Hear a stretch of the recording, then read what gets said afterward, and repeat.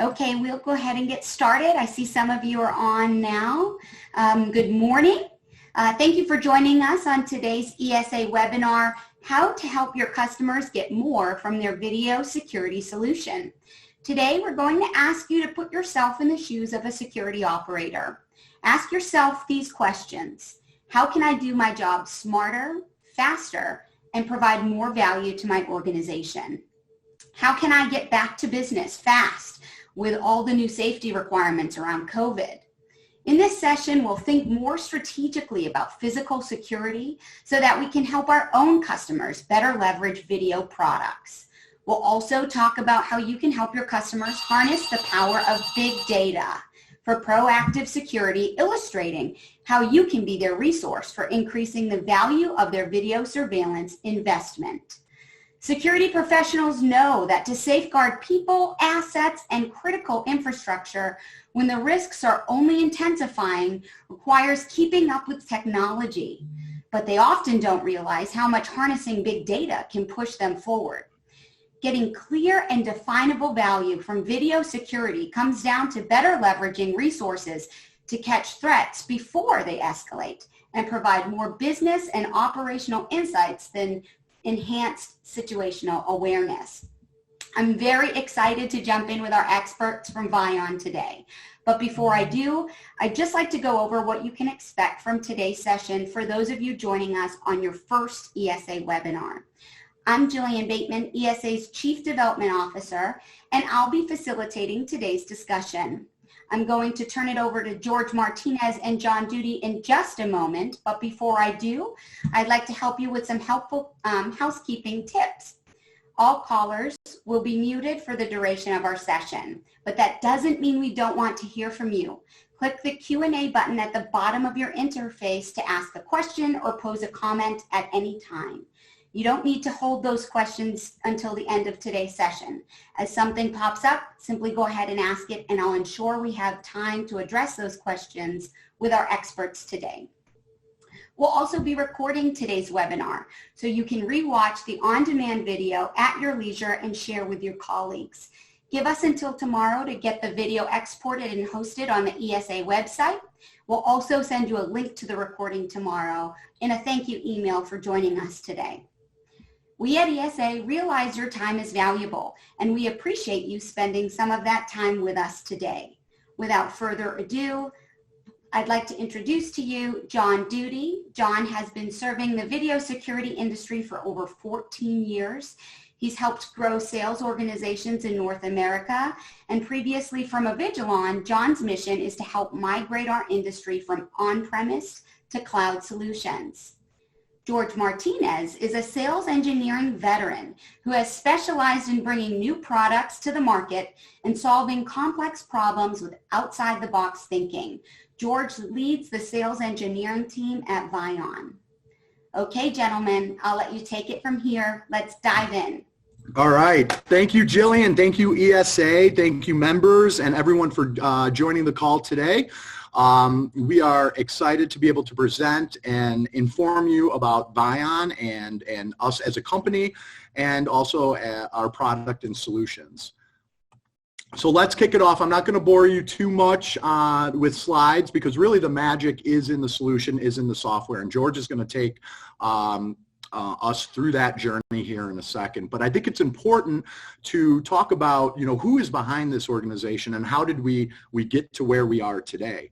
A lot of our developers, our investors, our executives, the pedigree came from video conferencing, which is, of course, the platform that we're on today and pretty much part of our daily lives now.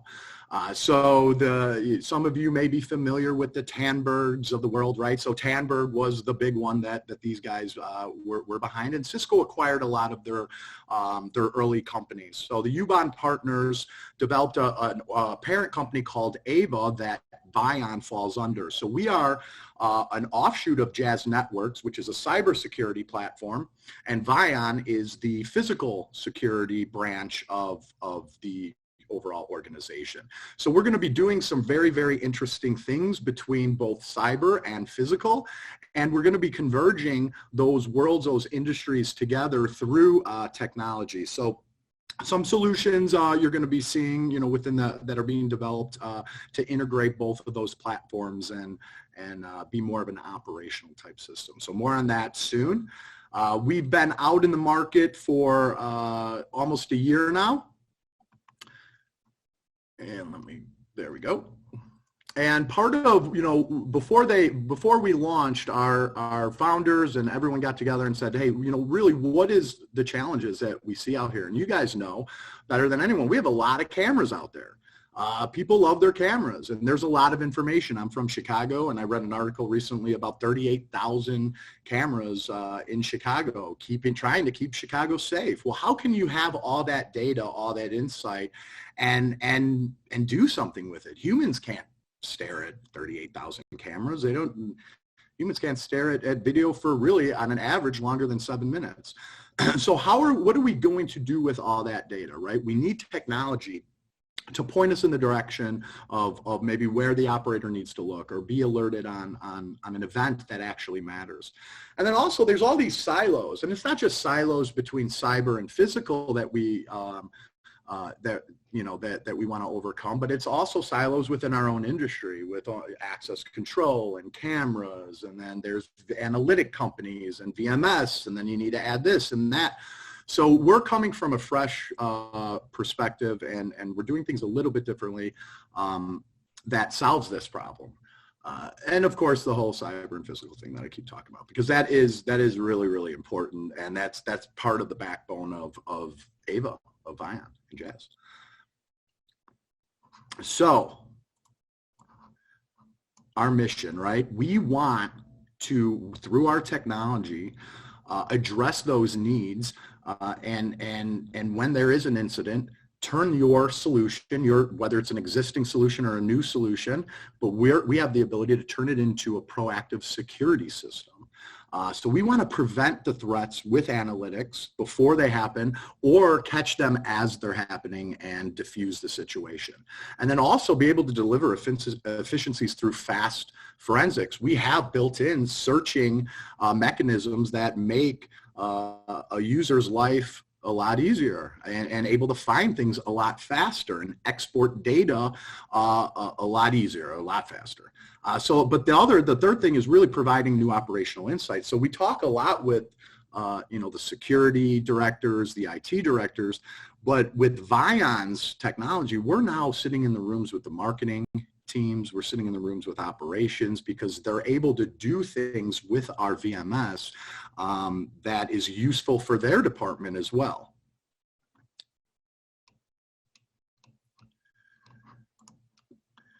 And we do this through computer vision. So I know that, AI, analytics, that's kind of the buzzword, but in the industry, but really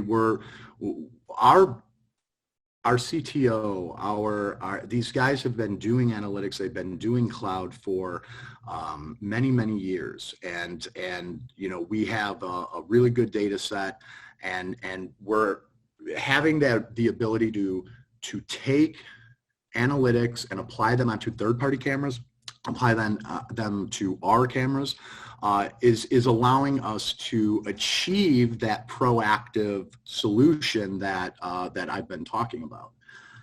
So what does that mean, right? So we can, through our software, determine what are objects, right? What are vehicles? What are people? We can get occupancy counts. We can get data on activity in the scene. So right now, what you're seeing with those spikes is purple spikes are vehicles, blue spikes are people. It's giving us a nice little snapshot of activity that was happening there. I'm able to decipher between a bicycle and an automobile, and then search upon that and get alerted when there's maybe too many people in a room, get alerted when a vehicle crosses a virtual fence line. These are just some of the ways that we can make things proactive. And on top of that, this is really AI based. This is a machine learning based solution. So after about a week or so of it learning your environment, you start seeing certain anomalies pop up. So like what's happening in the lower left with the gold bar, that's not a man-made rule. That's not an alarm. That's the AI saying, we're not used to seeing a vehicle parked and loitered in this area for 20 seconds or however long it was. So we need to present this to the operator, and we need to save it and tag it as an anomaly event. So that's just something that the AI will automatically start doing. It understands what is unusual and usual behaviors. And then, of course, the forensics. So we can alert you, and that's what we want to do. But then what do? How do you go in and find that footage and find what journey that individual took through the office maybe or the building? And as we all know, in many systems, it's very difficult. It's hard to review footage. It's hard to export data. It's hard to go between one camera and another. And we have things like our smart timeline built in where it'll tell you the blue spike is a person. So go to the blue spike and you're going to see people. It'll tell you where the activity is happening based on the time in the timeline. But then we also have really intelligent searches built in. You could search for appearance based on people, articles of clothing. Where was this person? I want to click on this person's image and see where they are in my building and do a site-wide search across all the cameras. And we do this with vehicles. We do this with people.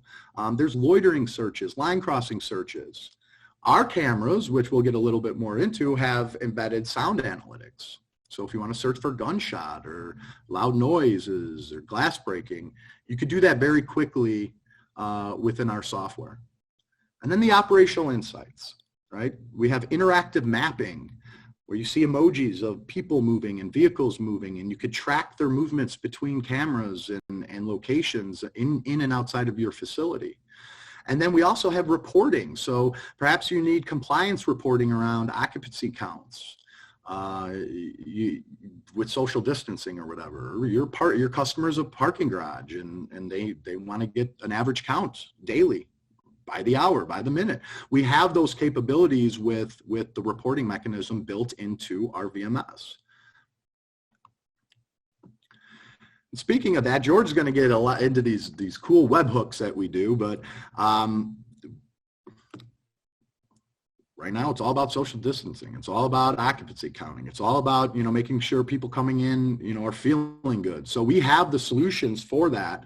And through webhooks, we're able to digitally send that data to dashboards and to monitors and iPads and this and that and be able to, automate doors and locks and all based on counts. So we're going to show you what that looks like as well today.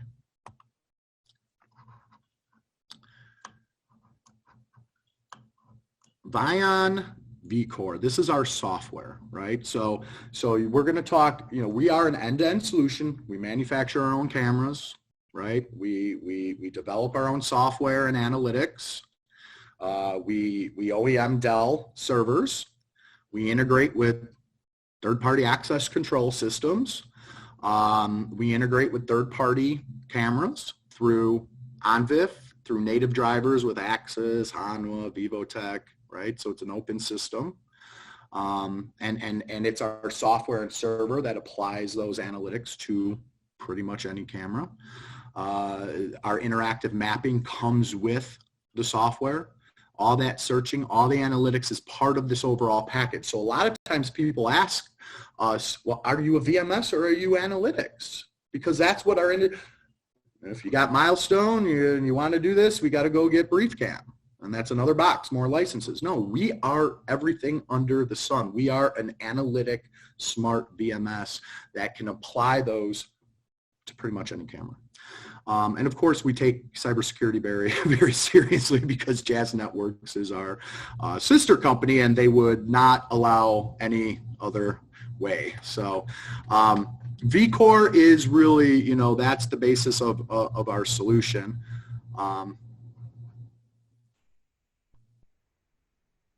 And let's talk a little bit about the difference before we get into the whole end-to-end game. when I look at, and I talk about, you know, I'm a former Avigilon guy, right? A lot of these similar analytics are in the Avigilon cameras, that you need the Avigilon software, that you need, you know, in some cases to do the searching, you need their servers, GPU kits, things like that. And then, like I was saying with Milestone or Genetech or whatever, you know, you're going to need something else, a third-party hardware system to provide these type of searching, these type of analytics. So I think the difference with us is yeah, that we're able to do a lot of this stuff through our VMS and through the server. So we have dynamic views and spotlighting anomalies. This is the AI telling us, hey, look at this, look at that. We understand the difference between people and vehicles, and we can search based on colors of articles of clothing and gender, male, female. We can search, click on an image, like I said, and search for a vehicle across the entire parking garage and across the entire site, and finding their journey and where they went. The people counting and the vehicle counting is a huge differentiator for us. And the fact that we could come in and lay on and maybe switch out the head end or just lay next to a system and take the existing cameras out that are available at the entrances and add counting to them with our VMS is incredible. The reporting behind it, that data behind it is fantastic, and we have an open API. We're doing integrations with a lot of systems. You're going to see, you know, how we can get alerts through Slack and Microsoft Teams. That's what a lot of our customers are doing. They're working in these third-party systems, and they want to get that alert and quickly go to that alarm and view that video, and that's what we're able to do. And of course the you know, access control companies as well. So end to end, what does that mean to us? We manufacture our own cameras. It's manufactured in Taiwan. It's our own build. It's not OEM'd. We have a 4K line dome. We're going to come out with a mini dome line very soon. We have a panel line, indoor, outdoor. Really the key to these cameras is, you know, the sound analytics that are built in and what they're being built for, that I'm going to touch on here very shortly in the near future and beyond. So the directional microphones that are built in there, they are not recording, you know, audio people conversation. It's just listening for a gunshot, glass break, and it understands and learns the ambient noise level of that environment. And when there's spikes, you can get alerted on that. Very simple to program our cameras. It's QR codes. And the way that it's set up, the customer's automatically getting the firmware upgrades, the features, the advanced security, all of that just comes automatic. There's no upgrading to different, you know, versions to get this, or you need to switch out that camera to get that. It's just constant. We have a great mobile app. It gets alerted on alarms, anomalies. You could view live, recorded video. It has the timeline with the spikes of people and vehicles. It's super easy to search. And we're going to continue to add some cool features very soon on our mobile app. And Jazz makes us always talk about the secure and resilient aspect of the Vion system, but we take it very, very seriously. I'm sure George, you know, we'll talk about how we, you know, reset the passwords and all the TPM and encrypted firmware and all the things that are built in to make sure that the physical security product and our solution is just as secure as everything else. So how do we deploy, right? So end-to-end is our cameras, our software and analytics, and then our server today, which like I said, it was Dell OEM. It's a Linux-based server. We have GPUs built in. We have a variation of servers that can handle up to 16 cameras, 8 to 32 terabytes, all the way up to 200 plus cameras and 192 terabytes with extra storage bays and then everything in between. So we have you covered when it comes to servers and storage. But what's unique about Vion is the different ways that we're able to deploy. So if your customer just wants a closed system, cameras connected to switch into the server, the box is everything, video stored, processed on-prem, we could do that. We could also do what we call kind of our hybrid cloud offering, where it's still on-prem, the box is physically on-prem, but Vion through the cloud gateway gives it a unique IP address that's dedicated to that server that's on-prem, and allows, based on permission, certain things like quick link sharing of video clips and user management and license pooling between servers and sites. So a lot of times what happens, if you guys have heard about Verkada or seen Verkada or Meraki, they're calling everyone, they're calling all the IT folks, and they're saying, you don't have to manage a video server. You don't have to, you don't have to do any of that. You just come in with our cameras and go. Well, the customers have to rip and replace everything, right? And it's a very proprietary system. So we have a migration path, right, where we'll say, okay, come in, let's switch out what you have, Exact or whatever. We'll switch out your head end. We'll connect your existing cameras. You don't have the budget to rip and replace, right? So we're going to connect the existing cameras. We're going to make them smart, make them intelligent. And then let's talk about budgeting over the next couple years, switching out your existing cameras with Vion cameras, because our cameras are also being built to do the exact same thing that Verkada does, that Meraki does. We're going to be launching that at the end of this summer. So we're arming the channel with a solution to beat the pure cloud connected camera rivals.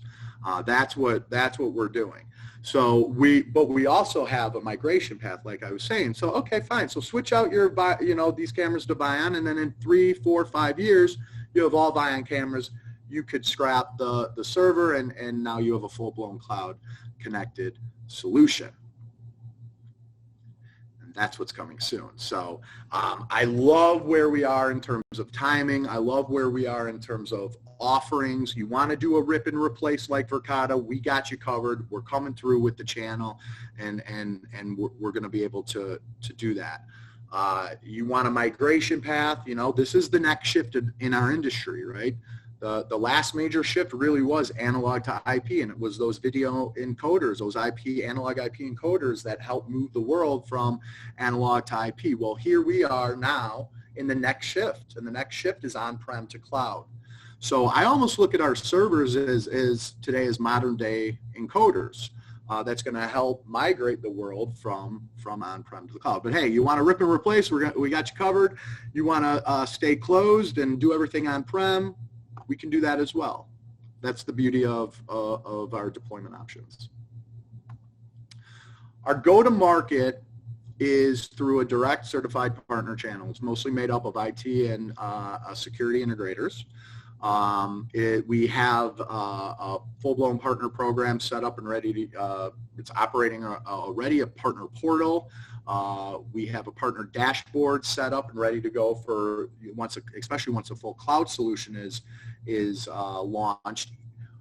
We want our partners, and our partners want this as well, is to provide them the tools to do managed services. That's where this world is going. That's where our industry is going. So we have built in the back end a dashboard and a portal for you to manage your different cloud sites, for you to get those updates on health monitoring or when something goes down, and reporting, and to offer services to your customers that maybe you weren't able to offer on a video system before. And we invest in our channel. We have partner summits, we have awards. We can't wait to get back out there and do lunch and learns. I was telling Jillian earlier, I'm in Kansas City. Last night we were able to go out and enjoy a nice meal and a couple drinks. So that's what we do. We invest with our people, with our trainings, and in our partners. And we'll also train your end users for you too. So I want to shift things over to George right now. George is our sales engineering director for North America. He's going to go through the software and show you what I was just yapping about. Is there any questions, Jillian? Do we want to take a couple questions while we transition over to George, or just wait till the end? Absolutely. So as a reminder, you can click that Q&A button at the bottom of your interface to pose some questions to John and George. Also, if you're watching us on Facebook Live, you can comment on the video and we'll make sure we pose those questions to our experts. I do have one here. What range of cameras are required for analytics? Well, I could take this, George. It's really, we love 720p, right? So we are able to pretty much, you know, with an OnVIF driver, with the access, with Han, with VivoTech, we're able to work with, we're working on Sony, Aircon cameras, you name it. We love 1080p, but we can, minimum is 720, right, George? Yeah, we can, and in some cases we can do a little lower than 720p for the analytics, but of course more pixels, more accuracy. So the key point is any OnVIF camera and a decent resolution. But we've applied analytics on some analog converted cameras and gotten great results. So it's not a clear bar, but we in most cases work with every camera that you have already installed.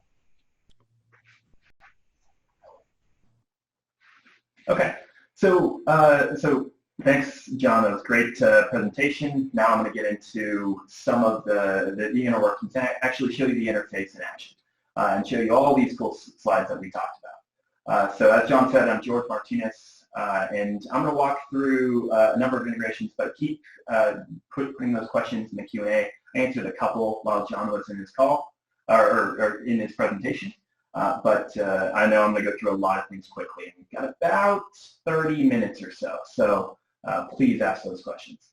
But this is the Vion interface. So this is simply a web browser, so no requirements to install plugins or downloads or anything additional besides navigating to the web address. And that's because we're using HTML5. We're using everything to optimize the experience and make it very simple. We can do this on PCs, we can do this on Macs. We also have a mobile client for Android and iOS, so you can also see those notifications remotely or see that live video. But what we're seeing here is a number of cameras. We have a couple that are on rotate, but this is a market, so a small retail store where they have a number of people coming in and out. And we're just converting third-party video streams into live analytics and displaying a number of different events that are happening. So if you look at those timelines, as John talked about, there's some spikes of blue and purple, and that indicates vehicles and people.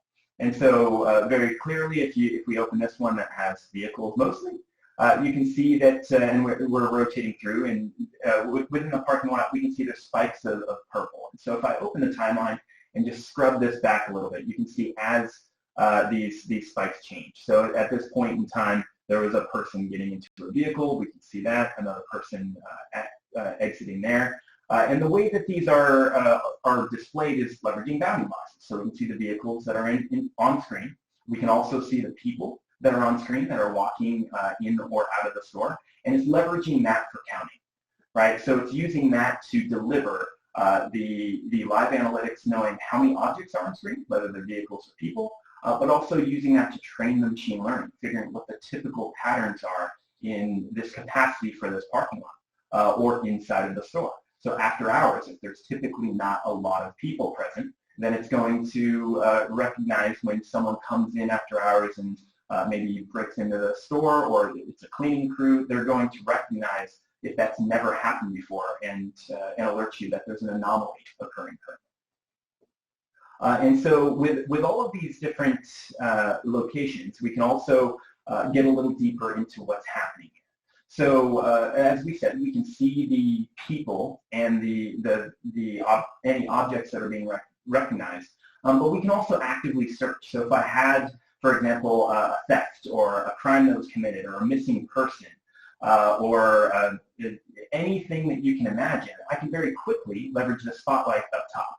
So the spotlight search allows me to very quickly just click that button, see all the objects that are on screen, and this is live video, and select one of those objects. So I'm going to select this person in red for whatever reason I'm suspecting this person of. And what we're going to see is all of the object detections across all of my cameras in my entire site. So you can see what it's limiting. It's basically using this object detection I selected across all of my cameras in the last 30 minutes.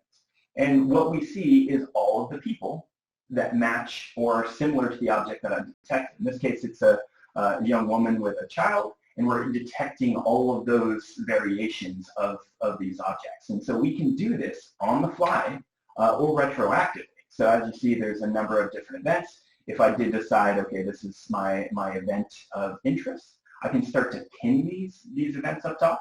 And what this gives me the ability to do is then make sure that I get this evidence or this footage into the hands of anyone that needs to see this. So whether this is local authorities, or it's security campus police, or anything else, we can very quickly just say, yes, let me export that. And you see your typical export as a video file. So in this case, we're exporting these clips as an MP4.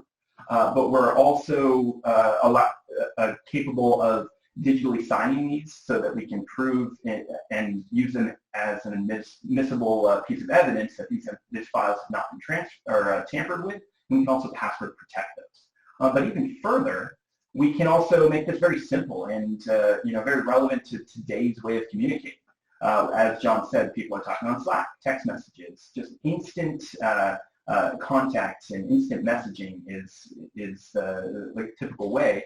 So I can just, again, and spelling and speaking is not my specialty, but I can put some notes into this, and I can decide that this video should be valid for about a week, and then I can very quickly just export a clip to this video. And what that allows me to do is very quickly just grab this video, and we're going to put in that link and access this clip that we just shared. And so what this gives me access to is only the video that I just viewed. And so in this case, this is the clip that we very quickly cut together, and nothing else in the system. I can't see before and after. In this case, I didn't even need a login, but I could have required a username and password. But I can very quickly review this without having to download files, install a player, any of those extra steps that other third parties may require. And so this instant access to the video at hand for people that are credentialed and non-credentialed is very helpful for a lot of customers for that reason. And of course, we can also bookmark these so that this can be saved for future reference, and it's protected from overwrite or any deletions that may happen of that existing footage. But of course, we can do this in another manner, where if we did have, let's say, an asset that went missing in the office. So we had a monitor that was in our server room, and we completely lost it.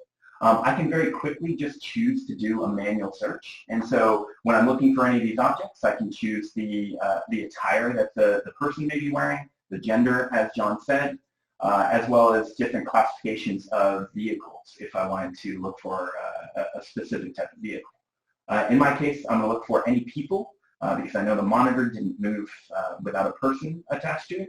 And I can choose where I'm going to do that. In this case, I'm going to search for my server room.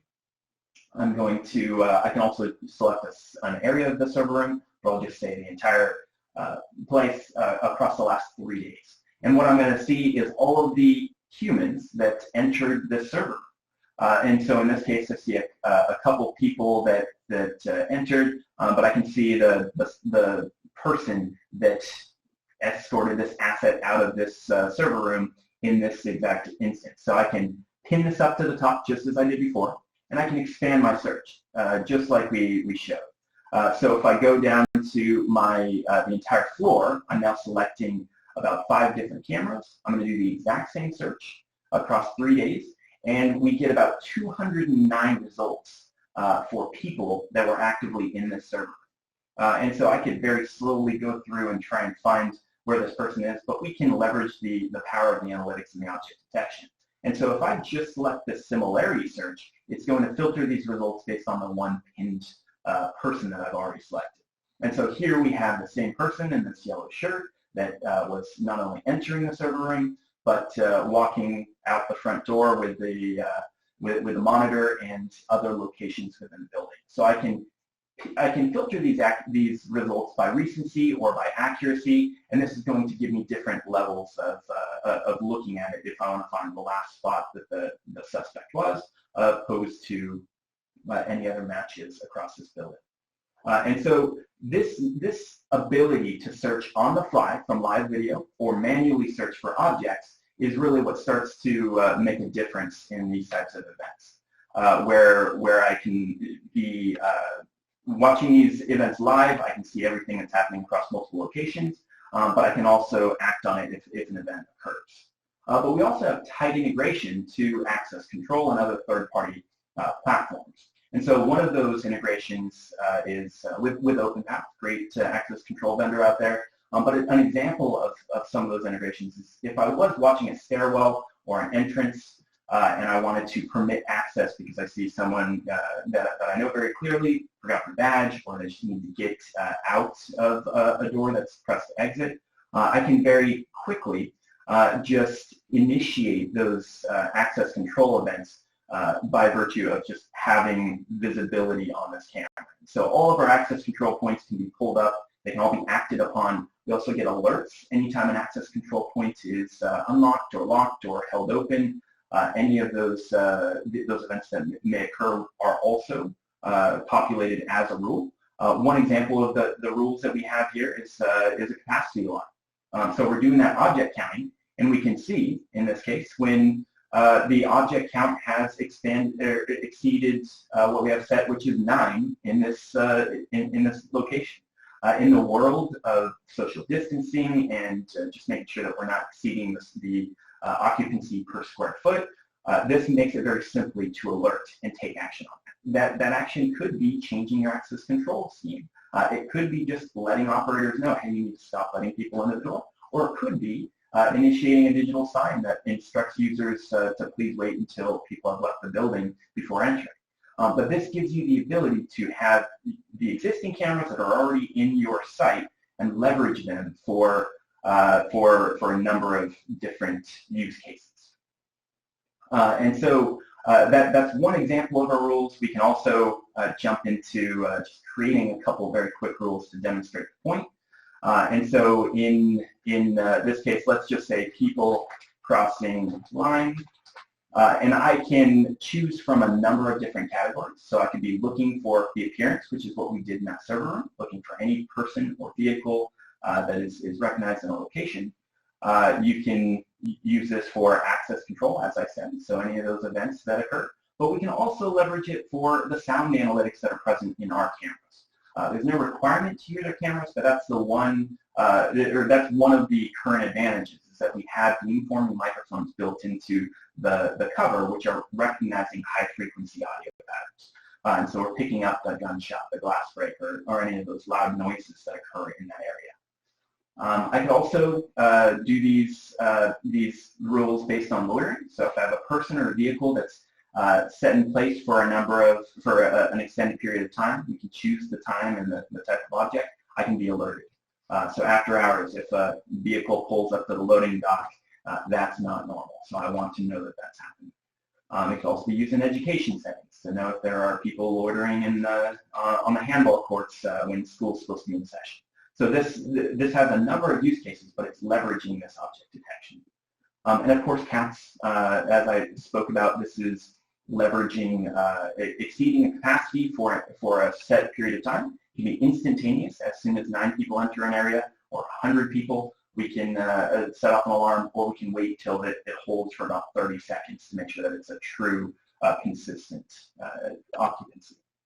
And then, of course, like I said, line crossing. And so this is similar to what may have been seen in a couple, or that you've probably seen in other platforms. But we can do this, like I said, for people or vehicles, and I can choose the location that I want to do this in. So, for example, if we wanted to look at every time a person enters a grocery store, and this grocery store is face masked up because these are across multiple sites in the U.S. But I can choose this as a threshold, and so I can set off this alarm anytime someone enters or exits. So I can choose the direction of travel, and then I can choose when it is active. So like I said, if you want to create a template for after hours, which is anytime from 5 p.m. to 5 a.m., we can set those, but I can also, of course, just do an always active. I want to know every time that happens. And then if I want to alert a specific group of people, I can do this for everyone or just myself. I can also send out an email. So if I want to send an email string out to the security team mailer or individual people that are inside or outside the organization, I can absolutely leverage that. And we can also leverage webhooks. And these webhooks are a accommodating method to integrate with just about any current gen technology. So that means, as John said, that means Slack, that means Twilio for SMS text messaging.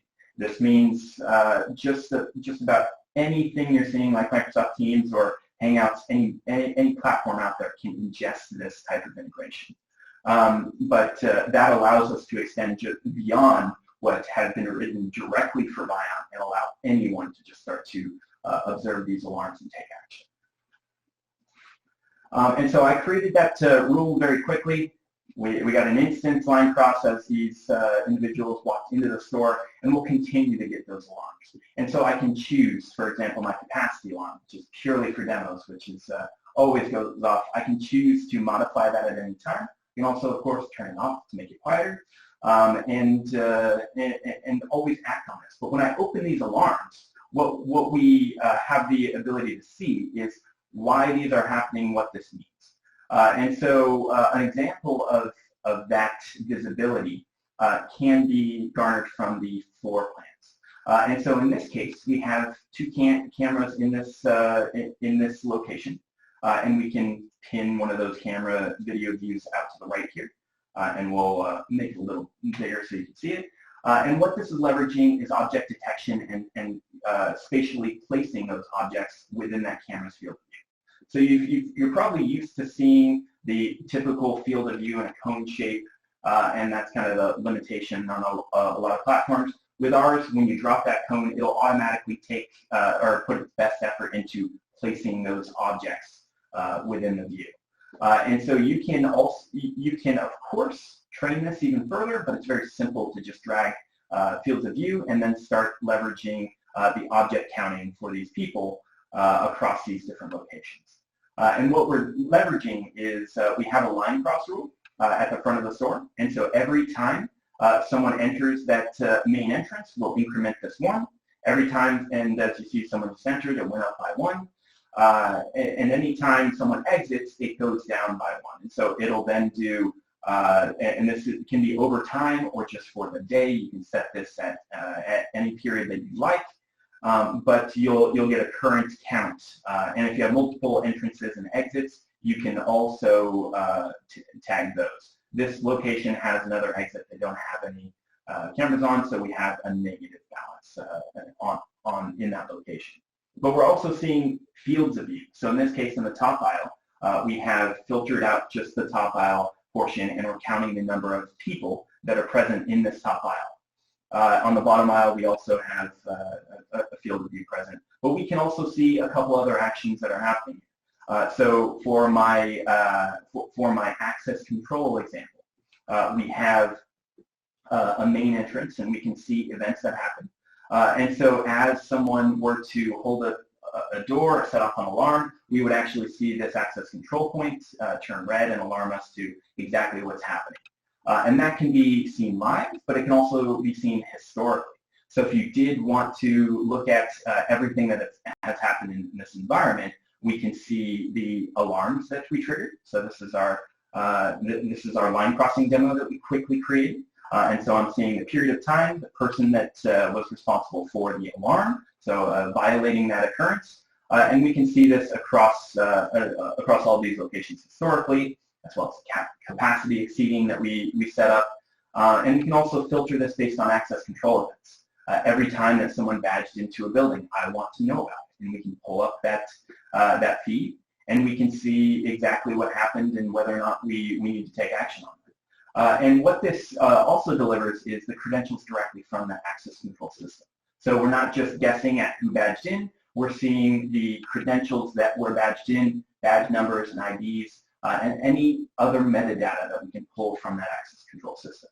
So it's a true two-way integration where we're receiving events as well as sending events, and we're giving you a high fidelity of information about these events. And so when we peel back some of these other analytics and we look at things like counts, there's a lot of things that can be done with counting.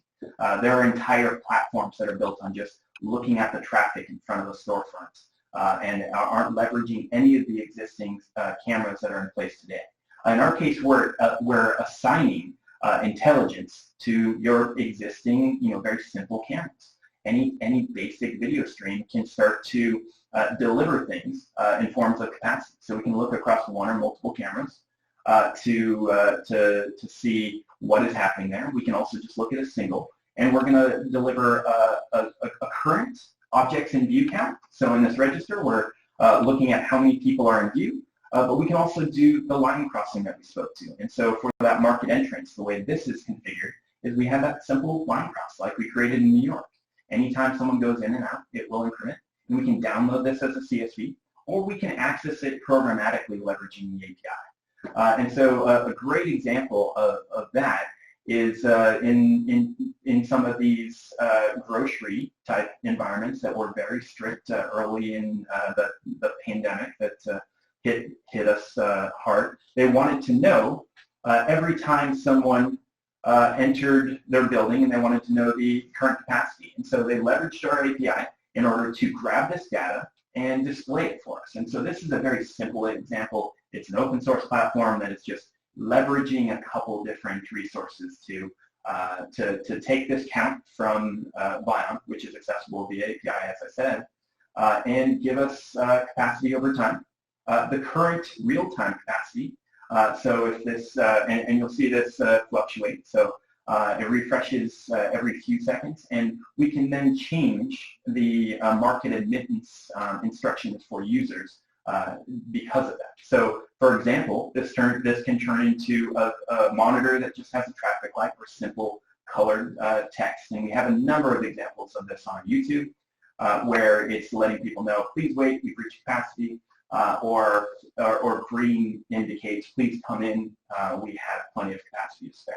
And then, of course, the one more, our slow down indication. And so this is one example of that indication, but leveraging all the rules, the notifications, and this capacity, you can really start to customize this to any integration or any organization. And we had another use case where we wanted to leverage this information for a repair service. We wanted to take a look at how many vehicles were entering a repair bay and were undergoing service for an extended period of time. And so we can take that object detection, we can take the time that it enters a specific area and notify you when that object leaves, and then we can do all of the great stuff with grafting and data that we love, but that means that you can then provide business value to customers. You can tell them you had an average of about 4 cars per hour. Those cars were in service for an average of 22 minutes, 15 minutes. You had a peak of just over 41 minutes for one vehicle. And that can then help you gauge those trends, look at this over time, and respond retroactively. So that you know next week you're going to staff higher on the Wednesday. You typically see your peak flow. But this allows you to customize this data any way that you need. Send it over to the marketing team or the staffing team, or just leverage it as a business owner and improve your handling of this information. And so we're just about at the 10-minute mark. So I want to pause it and see if we have any questions that have come up, anything that we can dive a little deeper into, or specific use cases that I maybe can touch on a little more. So let's see if we have any questions out there. And if you don't, you can open the Q&A panel on Zoom and go ahead and send those through. Hey, Jeremiah, what's up? I see his face mask in the market. So we had to, this is being broadcast live over Facebook. And so we were strategic in what sites we were able to broadcast to. So that one originally in the market was actually, it's a live site, but the footage that we had taken was from just before the COVID thing happened. We've used that footage actually to leverage our technology within that market for the dashboard that George told you. But yeah, that part of it was a little bit before the COVID. License plate to open gate for parking lot. George, that's all you, my man. Yeah, so we're currently not doing license plate detection. You may have noticed that there's a couple placeholders. So that's on our roadmap. The ability to recognize more than just the simple object is definitely in our sights. Start on the car. The next step is then taking that, and whether it's feeding it or doing the analytics ourselves, we're going to give customers the option to leverage that. So coming in the future, but we're currently not doing any license plate recognition. Yeah, and something else I want to touch on is, we're doing things a little bit different, right? And we understand that working on third-party cameras, sometimes you have to prove it. And most of the wins really over the last year that we've had started with a pilot, started with a POC. So that we have a program where we will drop in a box for 30 days, connect their cameras. If they want to test our cameras, we could give them one or two of ours as well, and we'll prove it, and we'll let the system sell itself on sites. So if you have any customers that you've seen something in our software, some sort of a feature that can solve a challenge with one of your customers, please reach out to us, and we'd be happy to set up that pilot and see if we can solve their problem.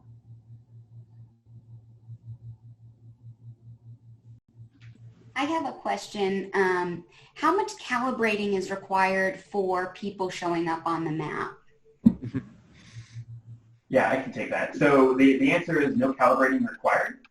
So you drop the camera on the map, it'll automatically take its best guess based on what it can see in the distance and how big it is. But you can then, if you want to, expand the field of view. And we have an advanced calibration setting where you can actually pin points on the satellite view as well as the camera, and that gives you even more accuracy. But the calibration required is 0. The option to improve it is very extensive. We're going to be adding more to that map as well. It's heat mapping is coming, like George was talking about. But that map, it's interactive. It's going to be ever evolving. The information that we see it being used a whole bunch of different ways. We have a property management company in New York that they're like guards, doormen, whatever, but they don't give them access to the security system. They don't give them access to the VMS, but they have a monitor sitting next to their desk or chair that has the map and shows the emojis and the activity. And when there's somebody that's not supposed to be in an area, it'll turn red, grab their attention, and then they just do a walkie-talkie. Very simple, right? That's like a very simple method to use a map. But then we have other customers using it far more sophisticated. We have buttons that you can put on the maps for where your fire alarms and detectors and emergency exits are, and we're going to be doing some more work on making that interactive, where you press that button and you get some data and information behind it. So the map is super cool, and we get a lot of really good feedback from end users on that as well. Yeah, and also I'll specify, you can, with that fine-grained control, you can import your users directly from Active Directory or Ldap. We have another number of other sources that we'll be enabling, and then you can remove controls from being able to restart the server or add remove cameras. Even visibility to certain cameras can be added or removed. So you can really get in there with the fine-grained controls to make sure that this is the secure platform that you're looking for. Yep. What else? Come on. Bring it. I don't see any additional questions. But keep in mind, when we do send you your thank you email tomorrow, if something comes up between now and then, we're happy to connect you with John and George. Oh, we have one more. Storage in the cloud. What countries? Yeah, so as far as cloud goes, we're doing the storage for the cloud connected cameras directly on the cameras. We're sending metadata to the cloud to be accessed, and you would then access the video feed from those cameras. So that's the primary way to access existing cameras in a cloud element scenario.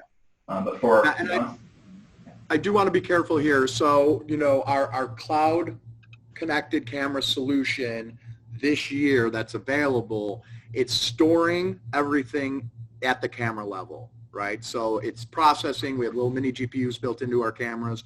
The SD cards are storing it. The analytics are housed at the edge of the camera. The user signs into our vCore platform in the cloud, right? And that's where they're managing their different devices, their different sites. Next year, 2021, is when we're going to be offering that extended storage, off-site storage in the cloud that will be all based on analytic events, things that matter. We're not going to be saving data.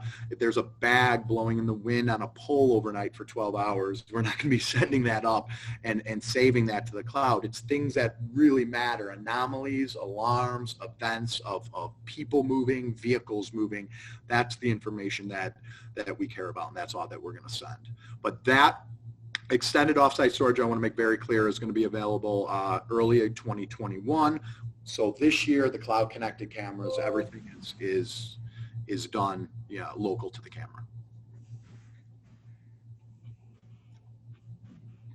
Thank you for specifying. As I was saying, we're happy to connect you with John and George. If you want to send us an email after you get your thank you email, if you think of questions between now and then, the session is being recorded. We will send you the recording of the video. You can check us out on Facebook as well. We've been recording live there, so you can always rewatch it there at any time. But otherwise, I want to thank Bion, thank John, thank George. I think this has been a really enlightening session and really interested in how you guys evolve. You've got a really awesome product here. Thanks, Jillian. Thanks, ESA. Appreciate everyone joining. Yeah, thanks, everyone. This was great. Yep. Have a good day, everyone. See ya. Bye.